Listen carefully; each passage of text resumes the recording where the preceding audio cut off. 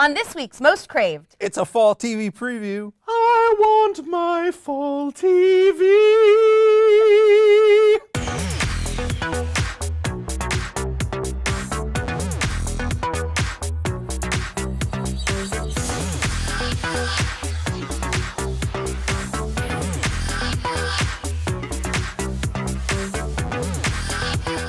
Hey guys, welcome to Most Craved. I'm Jenna Busch with Legion of Leia. I'm Silas Lesnick with ComingSoon.net. And I'm William Bibbiani with CraveOnline. Hey. Wow. Okay, so we're talking about fall TV stuff. Well, I mean, with previews, I mean, it's interesting because fall kind of gets just spread out. Yeah, it's not just like everything used to start in September, and now it's through January. Yeah, basically, I don't even know what counts anymore. I love that, actually. I like the rotating side of TV. Like, one of my favorite shows is Rick and Morty, which is on right now, and it's just going to be ending as this new wave of TV. The more traditional fall era of TV comes in. Yeah, I like that there's always something out there. Yeah, and I don't have to watch everything in 1 week to figure out what I want to watch. Because, I mean, there's a lot of stuff coming out. There's a lot of stuff returning, and there are only so many hours in the day.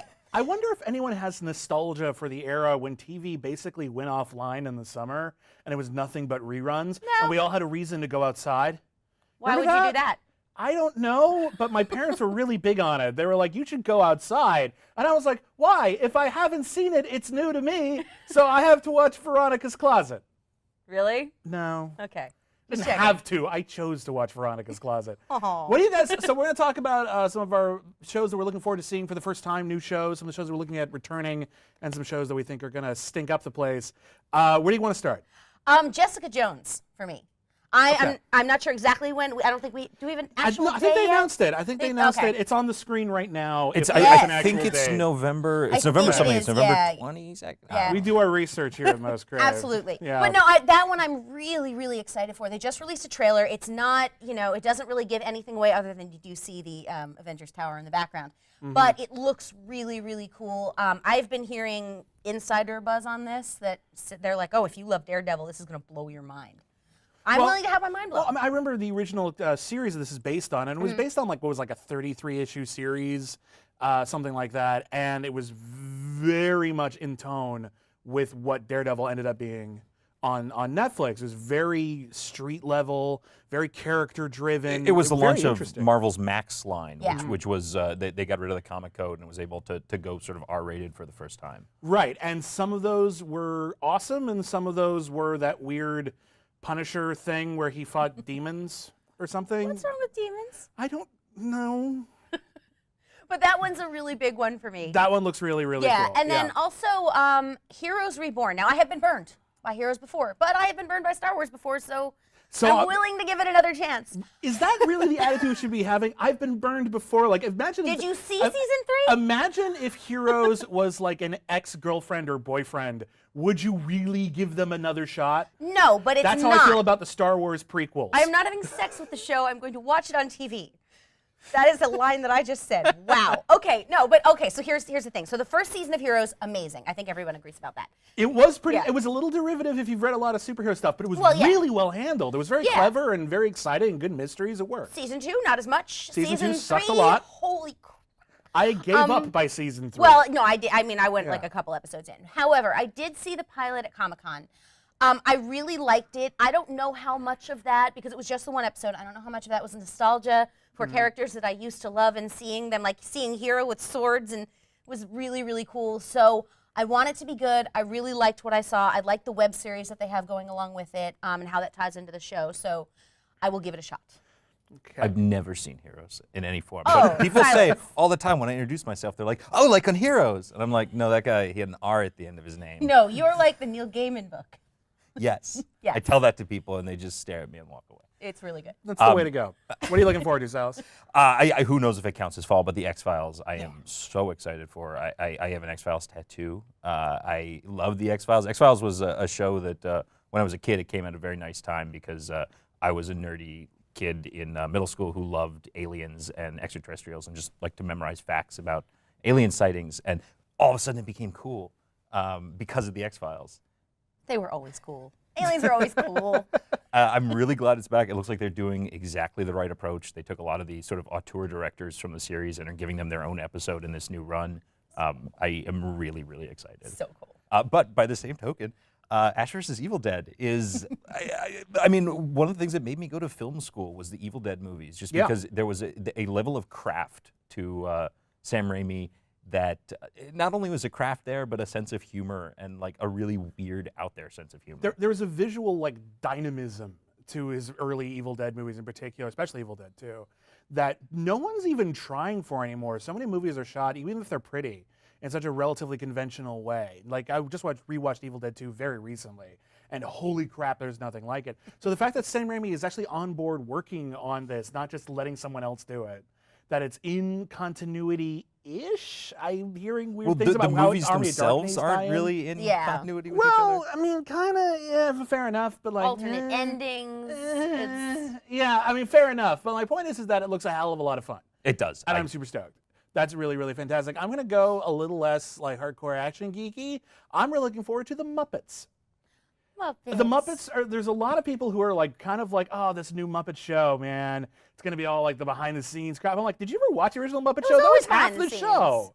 That was my favorite part of the show. Like the sketches were sometimes cute, but my favorite things were when the Muppets were just hanging out and dealing with all of their everyday nonsense problems, trying to put on a show. They were like the original show that did that. It was great, and I'm looking forward to it, and the commercials I've seen so far are kind of funny. So Favorite Muppet? Typically Gonzo. Gonzo? Gonzo most of the time, although that has waffled on occasion throughout the years. Favorite Muppet? Favorite moment. I mean, I would say Kermit. Yeah. Like You could say Kermit. Yeah, he's sort of a dull Muppet because he's so at the forefront, but like I like Kermit a lot. I've met Kermit. He's wonderful. Yes, I I have have interviewed. too. We've all interviewed Kermit. He's a wonderful frog. He's lovely. But who's Mine your is the favorite? weird little cat that would sit up in the corner backstage. I don't know why. I've always loved that cat. Well, there you go. Yeah. There you go. So I'm looking forward to that, and then I'm looking forward to Supergirl. Yep. Supergirl looks fun. I like this new era of DC television. I'm looking forward to DC's Legends of Tomorrow as well. I'm looking forward to the return of the Flash and Arrow. But like, I love this particular brand of superhero storytelling, which is kind of absent now, even in like the Marvel movies. This very fun, very, very sweet, very engaging, you know, just sort of like, superhero kind of neat. Like, I miss that. Why is that so hard? Like, I don't understand. They're charming. It looks really, really nice. There was that wonderful picture of who's the new Supergirl again? What's her Melissa name? Benoist. Yeah, there's a picture of her like with a bunch of little kids, and they're So carrying cute. dogs or something like that. And it was just like, that's nice. That was very cute. That's what superheroes should be doing. Nice things for people, not brooding all the time. Aw. So anyway, Returning shows? returning shows. I only just started watching this, so do not ruin this for me. The Empire is amazing, and I cannot wait to see so much more of it forever. I cannot wait. It's going to be so tight. Doctor Who. We were just talking about Doctor Who. Downton Abbey, because it's the last season, and it's the only non-geek thing that I watch other than The Good Wife. And it's, I know, but I love it. and Mrs. Carson is engaged now, and her fiance doesn't even call her by her first name. I'm sorry. It's Oh, snap. really cute. The Affair. If you're not watching Showtime's The Affair, you are missing one of the best shows on television. And it's told from the perspective of two people having an affair. And each episode is like half one of their perspective, half the other, and they don't always sync up. And now they're going to add more perspectives. Oh my God, it's going to blow your mind. Silas, go. You know, one show that I believe is coming this fall is one of my favorite shows of all time, but every year they say, oh, it's going to air in the fall, and it just doesn't happen. Peep Show. yeah. There's one season left. I think the last update, they were moving forward with it. The trouble with English shows is that they sort of say, oh, it's on next week, like a week before. I believe it's coming, and I'm very excited for that, because that is just probably in my top 5 sitcoms of all time. It's really good. Oh, and Homeland. Oh my God, the trailer. Okay, real fast before we go. There's a ton of new shows premiering. Most of them aren't going to last a full season. What is a big one that you think is not going to find an audience? I don't know. I'm willing to give everything a shot. Like, Well, sure, but not I know everyone people are saying Limitless, but I actually went to the edit bay and I really liked what I saw. I really liked what I saw. Limitless ticks me off because they take a really good idea. This guy takes a drug and it makes him super smart, and they make it the most conventional TV premise ever by having him work with the FBI. I know. Why don't that's you just? Minority You Report don't need too, that. but You don't need that guy. Take his drugs.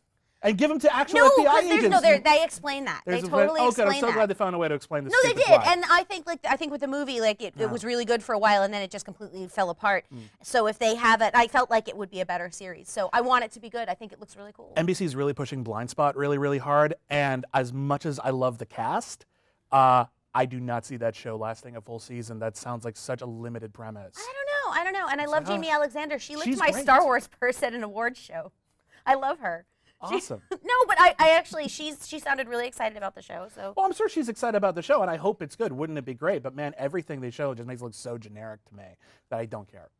I don't care. I think they're overselling it. Silas, What do you anything? think? Last thoughts? I don't have anything. I don't want to like wish doom on any show. It's not Like, wishing. It's just a matter of what you think doesn't look like it has a lot of potential. I mean, honestly, the show that doesn't have a lot of potential is a show that I wouldn't even be able to think of because nobody even knows that it's on, and it'll sort of come so and if go we didn't quietly. mention in the it, night. it's going to tank. that's So, sort of what it is. thank you for watching Most Craved. Let us know what shows you're excited about returning, premiering, not seeing, doing well if you're into Schadenfreude, I guess. We're on Twitter at this general area, at Most Craved. And bye. See you next week.